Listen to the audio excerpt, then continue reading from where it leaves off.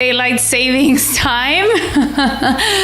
And welcome to Latinxyz, where we discuss all the good, the bad, and the ugly of US politics from a Latino, Latina, and Latinx perspective.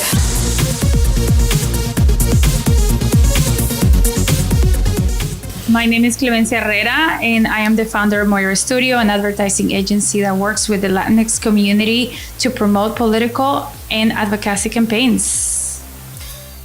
Again, hola, Clem. Hola. And I'm Cecilia del Cid, environmental and social justice practitioner, Pan-American, immigrant from Guatemala, community weaver, also working on media. So we are on our third part of the Women's History Month series, and we've already heard from two amazing Latinas that are in office. So they went through it and the challenges they faced to get to where they are, which were not few. And so to put this all into context and to prove that their experience is not anecdotal or isolated, and sort of to address some of the comments that we've been hearing on social media, we have someone very special here who is bringing us the facts. In a way, you could say that we brought the big fact guns. Because today we're very, very, very excited to have Amanda Hunter, Executive Director of the Barbara Lee Foundation. Thank you so much for joining us today. Thank you for having me on. It's great to be here. So Amanda leads the foundation's nonpartisan efforts to advance women's political equality and increase women's representation in politics. Yes! And Amanda has covered the foundation's research on the role of gender in politics on PBS NewsHour, NPR, CNN, the New York Times, the Washington Post, Vox, the Los Angeles Times, Politico, and Latinxyz Podcast. Yeah! Previously, Amanda served as Director of Marketing and Communications at the Phillips Collection in Washington, D.C., America's first Museum of Modern Art, and as a Senior Press Representative at the John F. Kennedy Center for the Performing Arts in Washington. Welcome. Thank you. It's great to be here. So I'll just dive right in. So I met Amanda at a presentation that she was giving on a report on the challenges of women running for executive office. And as she was going through the report, I went through all of the emotions. I was frustrated, I was angry, but I was also glad that these things were brought into light, and hopeful, because sometimes it feels out there that we're being gaslighted, like we're crazy on feeling the things that we're feeling, and to see it as data, in just numbers, it really puts it into a context of like, no, we're not crazy. This is actually happening, and it's a problem. So, with all that, I'd love to dive a little bit deeper into the report, and I'll hand it off to Amanda. Well, thank you so much. And when we started doing this research in the late 90s, we were just sort of chatting about this while we were setting up. It was very important to my boss, Barbara, to put the resources in to really look at voter opinion around women in politics. And she knew that women face additional barriers when they seek executive office, like mayor and like governor. And at first, some people sort of doubted that these are proven biases that people have. They said things like, oh, that's outdated. Those things don't happen anymore. And so it is certainly very helpful that most of the studies that we do are a mix of qualitative and quantitative research. So we do focus groups all over the country, and then we do a survey. And so we're really able to dig into what voters think. And as I'm sure you've both seen, sometimes voters don't even know that they have bias until they start talking, and then you hear it come out in different ways. So it's very important to my boss, Barbara, not just to identify the obstacles, because that's discouraging, but to give women candidates actionable tips to overcome some of those barriers. Because until we can get more women and women of color elected and change the system by having more voices at the table, we have to work within the existing system, even if sometimes it is very discouraging. Yes, and that's what I loved about the report too, because it said, it had parallels, like these are the biases and issues, and these are the ways that messaging can be adapted to remedy that. Some of this solutions messaging was also frustrating to me. But, it is a start, and it's a way that we can maybe like wiggle ourselves into, conversations that we need to be into. So thank you for all the work.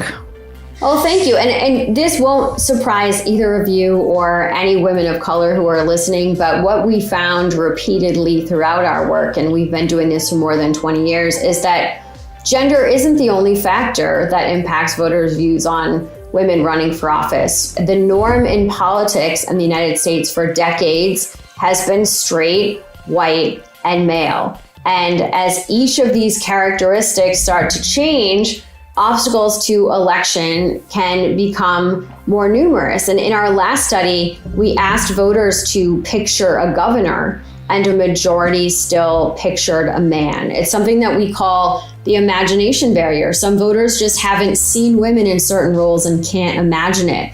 The good news is, as we see more women running for office and serving in office, it breaks down that barrier in voters' minds. And what I really like to think about is the next generation that is never going to remember a time that there weren't more women and more people of color in politics front and center, and are going to have completely different attitudes when they get to the voting booth.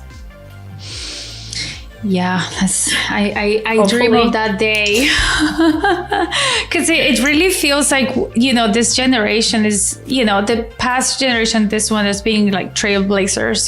We're definitely, there's the first woman to do this, there's the first woman to do that. There's a lot of firsts, at least in my lifetime, that very proud of, but obviously also, man, it's 2022. So I don't know if you have any sort of top lines that, maybe we can do some deep diving into from the report.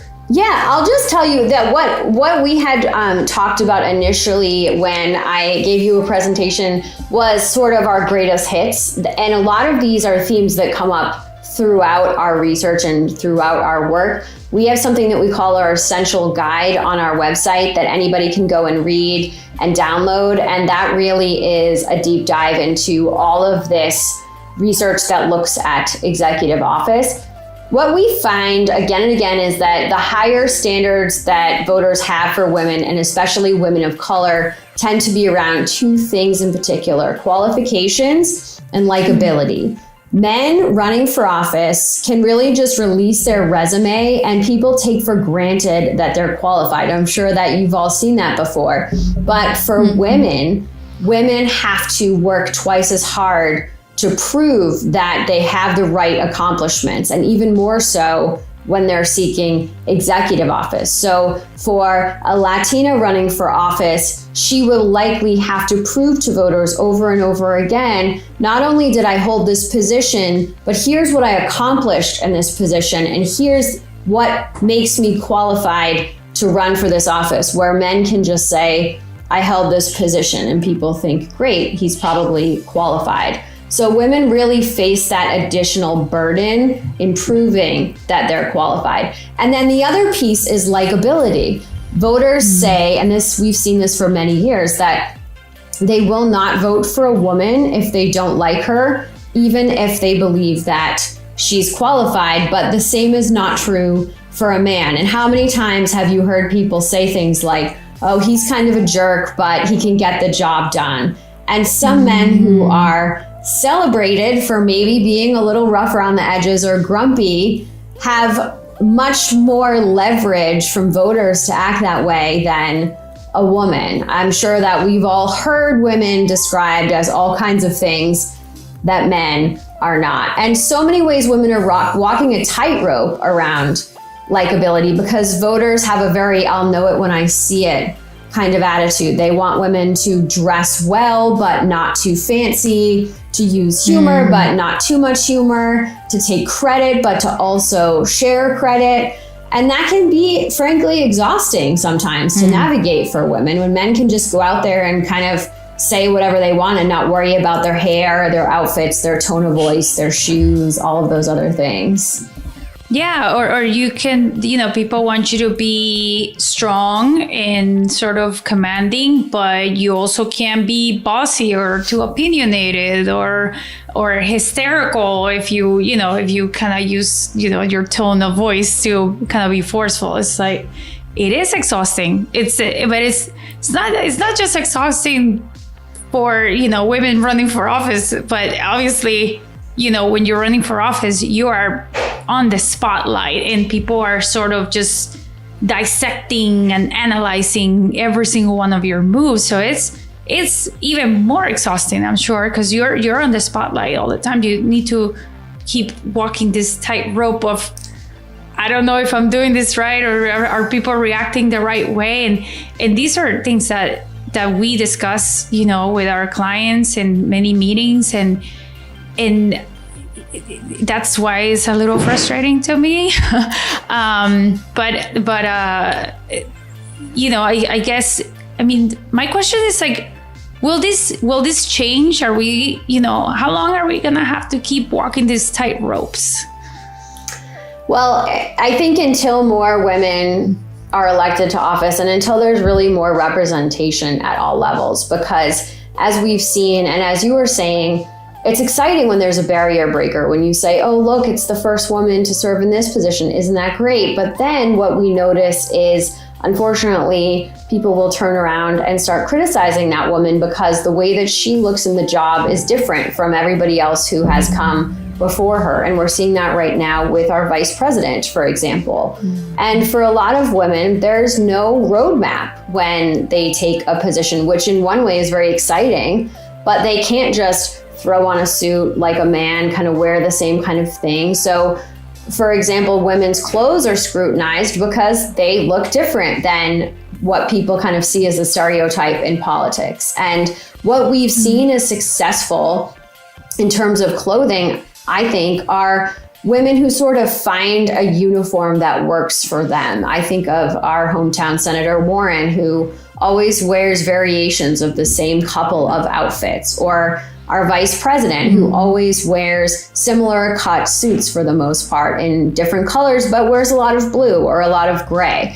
And so they sort of stick to what works. And what we found in our research is that while voters want women to look neat and put together and have tailored clothing and be professional, they also don't want to be distracted by their outfits. If you've heard the saying, dress well and remember the woman, dress poorly and remember the dress, that's what women are up against. They have to kind of wear something tailored and appropriate, but not something that's going to be too distracting, that's going to become the story. Again, tight ropes, right? This very tiny edge that we need to walk on. It's true, because you think people want women to look neat and put together, but then if a woman looks too groomed, then they start to think, is she really doing her job? How does she have so much time to be getting her nails done? And why does she look so perfect? So it is very much a tightrope. What we have found, though, is that authenticity really resonates with voters. And I think that's been a big opportunity for women, especially in the last 5 years, that women are running for office and showing up as their authentic selves. And I think at the end of the day, that resonates more with voters than trying to fit into some kind of a box if that's not who someone really is. Amanda, do you think that there is a difference between how male or female voters have these perceptions? I wonder if we as women do the same thing to women. Do we give a little more? Because as I hear you talk, what runs through my mind is like, how does a person dressing has anything to do with their mental capacity, ability, I know, if I think of just academia, I've seen some of the great, brilliant minds walking through campuses in like very disheveled. Like you will be like, this person has this, like, if you were just gonna be by stereotypes, and it can be a very important inventor, professor, like someone like, and I noticed it also in academia with female professors, obviously, but like, that is kind of, if I think of just systems of, of oppression or systems of superiority, like this is this idea that we women have to demonstrate what you said, work twice as hard. Like, how does what I choose to wear, like me having a bad sense of fashion, does not limit what I have in knowledge and expertise? Like, some people are just bad at fashion. Yes. So look at Bernie Sanders at inauguration. I mean, that became a meme with his big mittens. I don't think a woman would be celebrated for having the same kind of nutty professor aesthetic, if you will, that Bernie Sanders is really celebrated for. And there are a lot of examples of that. I think because my boss always likes to find the positive in situations. So I do think the positive that we can all kind of look to for hope are especially all of the women that have been elected to Congress over the past couple of cycles who have been showing up as their authentic selves. So when you think about here in Massachusetts, our Congresswoman Catherine Clark wrote an article about how she was criticized when she stopped dyeing her hair, but she just said, you know what, I don't want to dye my hair anymore. It takes too much time. I don't care. And then of course, our other Congresswoman, Ayanna Pressley, was very open about her struggles with alopecia and her choice to show up authentically there. So I think that there is movement on that front in defying those stereotypes. And then, of course, AOC, who's just a powerhouse on so many fronts and really, I think, probably uses social media more effectively than any member of Congress, really helped engage a lot of different voters talking about things like her lipstick and her fashion choices and not running away from leaning into her own personal style. And there were all these women's magazines that wrote about her. And I think it was very helpful to her during her campaign. Yeah, I mean, I feel like, for example, if you're running for Congress in a district that's like sort of rural, like if you come in like a pantsuit, as much as you want to, appeal to like, you have to have good presence. It's hard to appeal to, a rural audience, in something that nobody wears. So it's like there's this fine line of like, okay, how do I show up authentically, but also in a way that people trust me? Because I think it's just a matter of trust, right? How do you build trust as a woman among everyone? And it's not just like with women, because, women may love, your makeup, or women may love your style, like the English royal family that, Kate Middleton buys something and all the women buy it, that kind of thing. They may love your style, but also like, do they trust you? Like, would they trust Kate Middleton to make decisions for them? Well, that's such an interesting question. And I will say, back to the other question too, what we find in our focus groups is that women are just as hard on women as men are in a lot of ways. And women have a lot of internalized misogyny, unfortunately. Some don't even realize it until they start talking. One, I think, high point is that women do realize that having other women elected is powerful, and that tends to trend higher with Democratic women and women of color. They do realize the value of representation, but then when you start getting down to brass tacks, it's weird, Clemencia, because you'd think, if someone shows up and they look overdressed, people are going to judge her. Yes, they probably will, but there's a weird fine line of people thinking that the woman should sort of look like she's better than them because she has to be more qualified. She has to be likable. So they don't want someone that looks just like them, because why would that person be qualified? But then they also don't want to project that the woman thinks that she's better than them. So it's this fine line of she looks nice, she's in tailored clothing. We did some research on losing an election a couple of years ago, and in it found that voters reacted very negatively to a woman teaching at a college or university because they projected that that woman must think that she's better than them if she's a college professor. This isn't even a real person that we were talking about, but that's how deep that can run sometimes.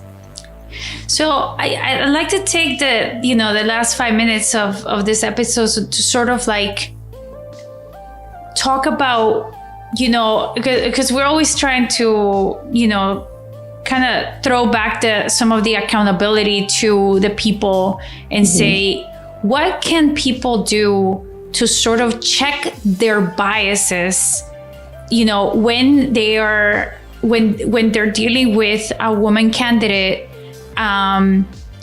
just to like say, hey, am I being biased? Like what are the things that people can sort of think of just to say, like a little quick questionnaire, self-check to say, am I being too judgmental? What do you guys think? I love this question. I think the first question is, would I say this about a man? Because a lot of the things, thinking about clothing, would I say this if Bernie Sanders showed up in kind of a disheveled outfit with mittens on? Would I have the same criticism for him? I was talking to a man after one of the presidential primary debates, and he told me that he thought that, I think it was Senator Klobuchar, quote, had a meltdown on stage. And I said, had a meltdown? I didn't see any meltdown. Tell me more about that. And it was because she didn't sort of shake someone's hand afterwards and chat with them. And I said, would you say the same thing if Mike Bloomberg had done that? Would you say that he had a meltdown? And you could just see the guy's face change, because of course he would have a different standard for Mike Bloomberg than he would for Senator Klobuchar. So I think it's helpful to first ask, would I say this about a man? Would I say this about pick a man in politics? And then also, would I say this about a white person if it's a person of color that they're talking about? Because we know that with voters, women of color have different permission structures with some voters in the way that they express themselves. So I think it's important to also ask those questions.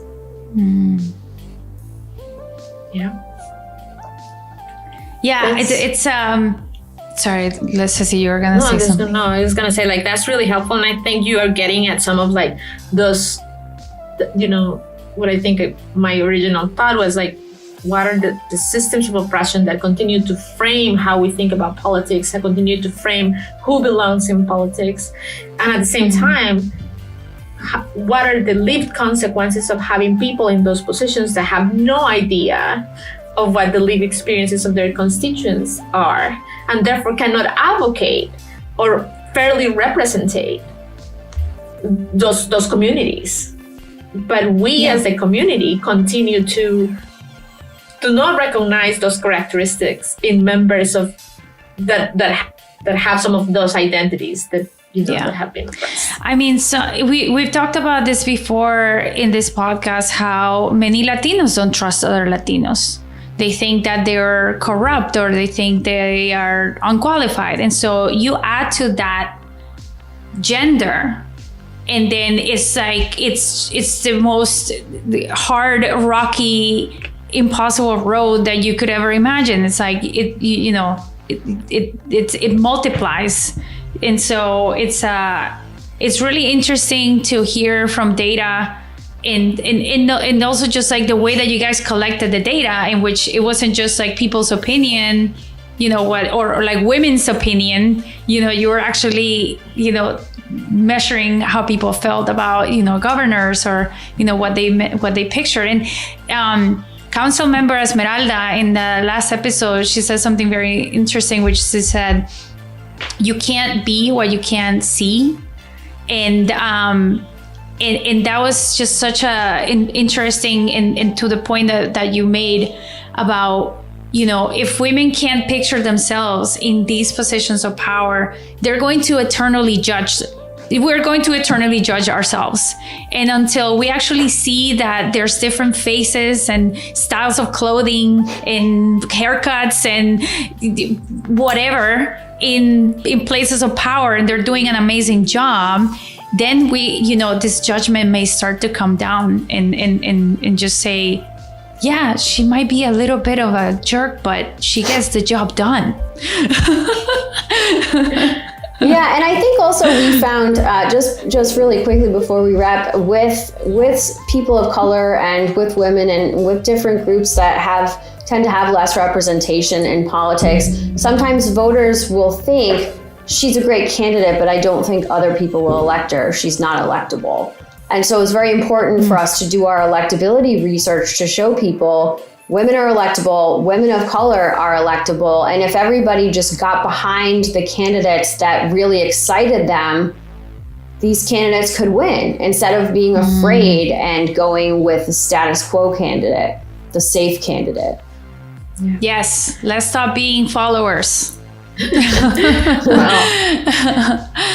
Well, thank you so much, Amanda. This was really, really interesting. And if you'd like to know more and download some of these really, really interesting reports that they research on, you can go to barbaraleefoundation.org.